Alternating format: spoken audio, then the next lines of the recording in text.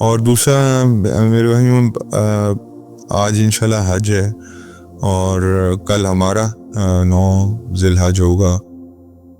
اللہ رب العزت اس دن بڑی دعائیں قبول فرماتے ہیں، اور حضور صلی اللہ علیہ وسلم نے فرمایا کہ اس دن جتنے اللہ لوگوں کو معاف فرماتے ہیں، میں نے شیطان کو دیکھا بھاگتے ہوئے، اپنے سر میں خاک ڈال رہا تھا، اتنے لوگوں کو اللہ تعالیٰ معاف فرماتے۔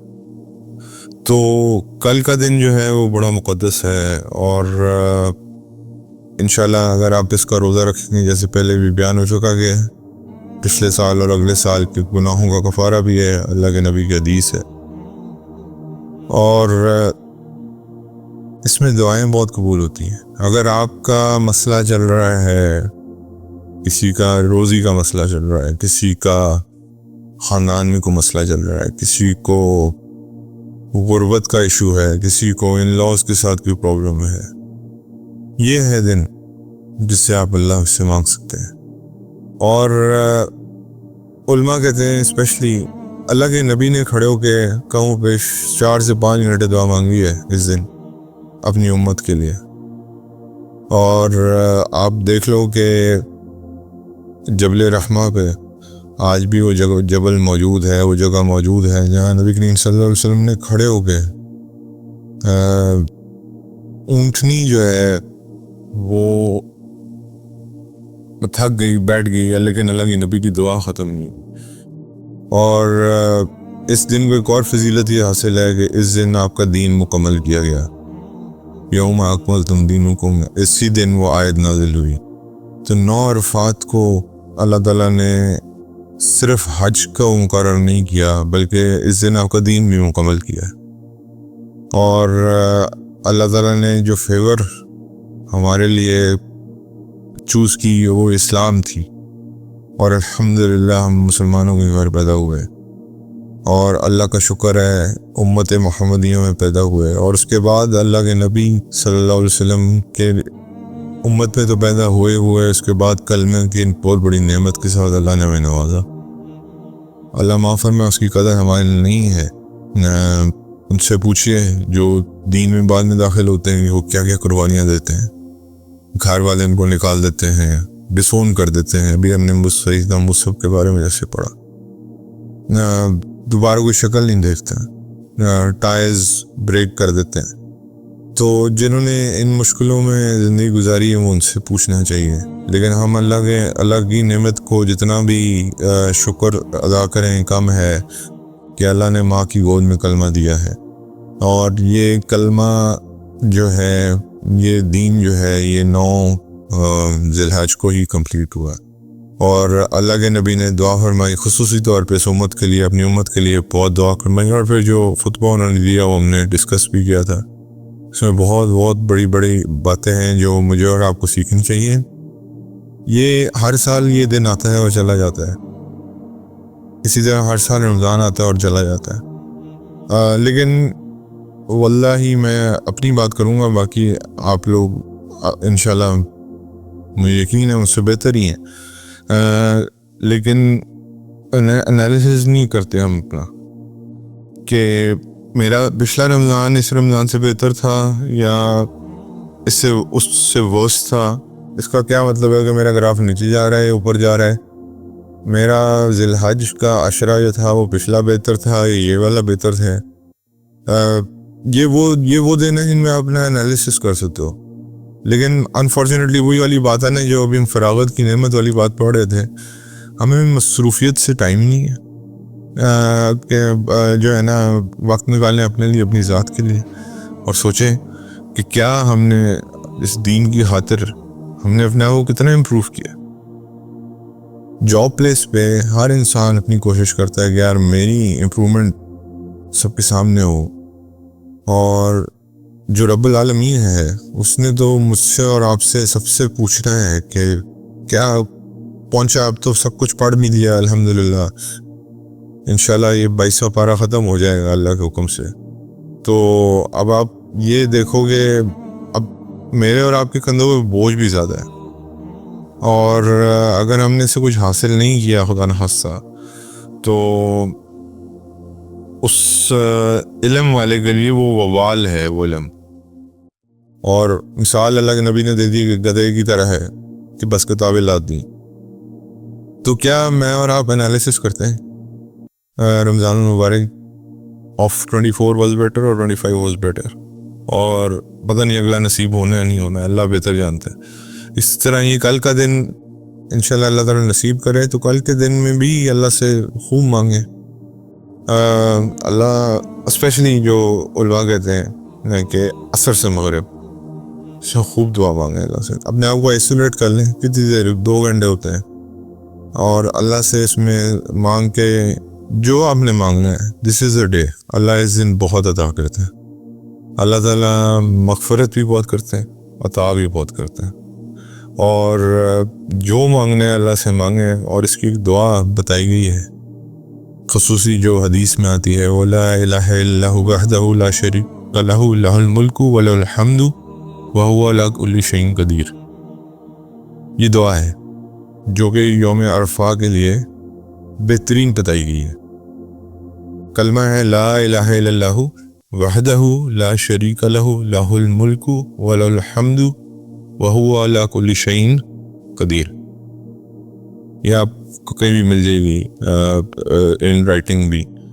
تو اس دعا کو زیادہ سے زیادہ مانگیں اللہ سے, اور اللہ کا گواہ بنائیں اس دن پہ. یا اللہ میں آپ وحدہ لا شریک پہ یقین رکھتا ہوں, نبی کریم صلی اللہ علیہ وسلم کی ذات اقدس پہ یقین رکھتا ہوں, آپ کے اس دین کے ایک ایک جز پہ یقین رکھتا ہوں. عمل میرا ناقص ہے, اس کو نہ دیکھیں, لیکن مجھے توفیق دیں کہ میرا عمل بہتر ہو. اور جو میری پرابلمز ہیں دنیا میں, جو بھی پرابلم ہے, ہر بندے کی ڈفرینٹ ڈائنامکس ہیں. کسی میں جیسے آپ کو بتایا, کسی کو رزق کا مسئلہ ہے, کسی کو ہیلتھ کا ایشو ہے, کسی کو فیملی میں پرابلمز ہیں. ہر بندے کے ساتھ کوئی نہ کوئی ایک بیگیج ہے یار. کوئی ایسا انسان نہیں ہے دنیا میں جس کو اس پر کوئی ٹیسٹ نہ آ رہا ہو. کسی کو اللہ دے کے آزما رہے ہیں, کسی کو لے کے آزما رہے ہیں, ہر ایک کے اوپر ٹیسٹ ہے. Because this is a place which is a test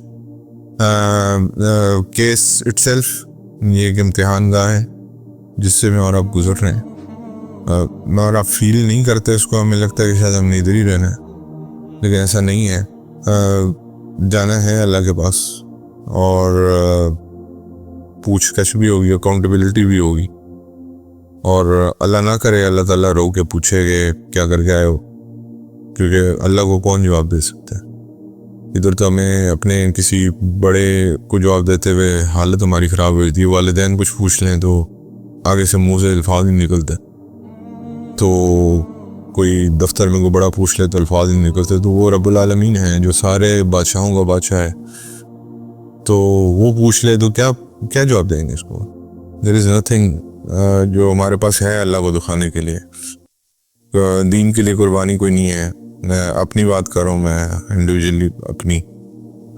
تو اس لیے کل کے دن جتنا اس کا فائدہ اٹھا سکتے ہیں اٹھائیں, اور اللہ سے بس دیکھیں, دنیا میں سب سے بڑی نعمت جو ہے وہ ہدایت ہے.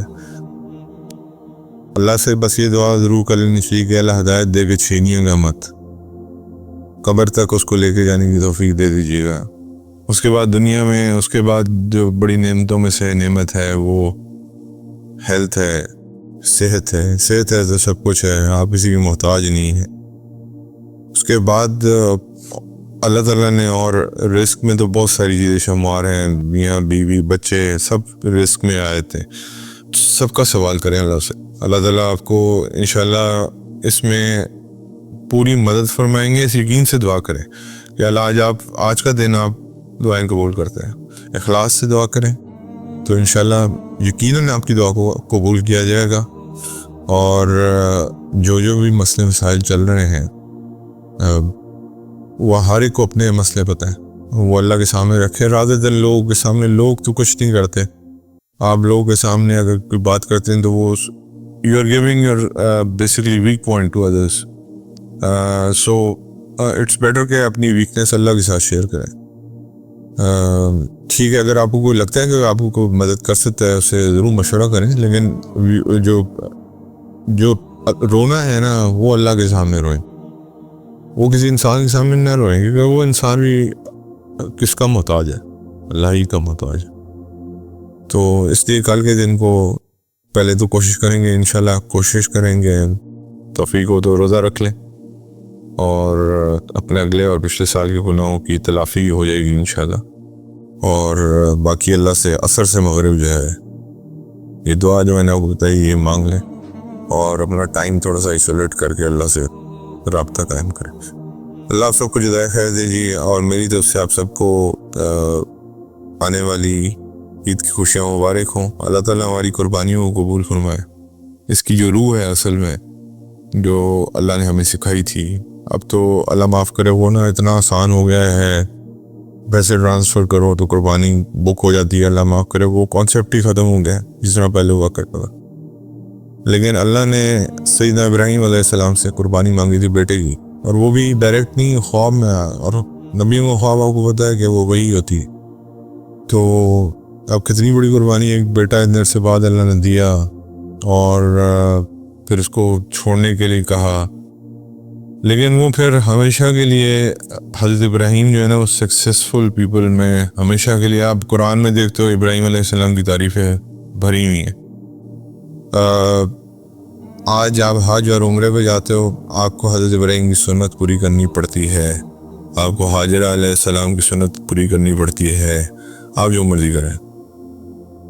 تو پھر اللہ تعالیٰ آپ کا نام ایسے بلند کرتے ہیں کہ وہ پھر قیامت تک اس کی سنت، سیدنا ابراہیم علیہ السلام کی سنت جو ہے وہ جاری رہے گی، یہ قربانی کی سنت جاری رہے گی۔ اللہ تعالیٰ پہلے زمانوں میں تو آپ کو پتہ نا کہ جس کی قربانی قبول ہوتی تھی تو آسمان سے بجلی آتی تھی اور وہ کھا جاتی تھی۔ اللہ معاف کرے اگر یہ حالات آج ہوتے تو پتہ نہیں کیا حالات ہوتے ہمارے۔ اللہ نے شکر ہے اس کو مخفی رکھا ہے کہ پتہ نہیں ہماری، لیکن اللہ تعالیٰ سے بس یہ دعا ہے کہ اللہ تعالیٰ ہماری قربانیوں کو قبول فرمائے۔ اور یہ خون ہے، یہ اللہ قرآن میں فرماتے ہیں نا یہ خون تمہارا یا گوشت تمہارا میرے تک پہنچتا ہے، میرے تک تو تمہارا تقویٰ پہنچتا۔ تو اللہ تعالیٰ کو بیسیکلی ہم نے اپنا تقویٰ دکھانا ہے۔ حضرت ابراہیم کی جو کلاس تھی وہ تقویٰ تھی، وہ اللہ کے اوپر جو اعتقاد تھا ان کا وہ تھا، اور یہی اصل میں کامیابی ہے۔ جس نے جو متقی ہو گیا، جس نے تقویٰ اختیار کر لیا، وہ انشاءاللہ پار ہو گیا اللہ کے حکم سے۔ تو اللہ تعالیٰ اس قربانی کے وقت، ایک تو قربانی کرتے وقت اللہ جو سنت طریقہ ہے اس کے مطابق قربانی کریں، بسم اللہ اللہ اکبر پڑھیں، اور دوسرا یہ کہ اللہ سے دعا کر رہے ہیں اس وقت بھی کہ یا اللہ مجھے باقی چیزیں بھی اپنے دین کی خاطر قربان کرنے کی توفیق عطا کریں۔ اللہ آپ سب کو جزائے خیر عطا فرمائے۔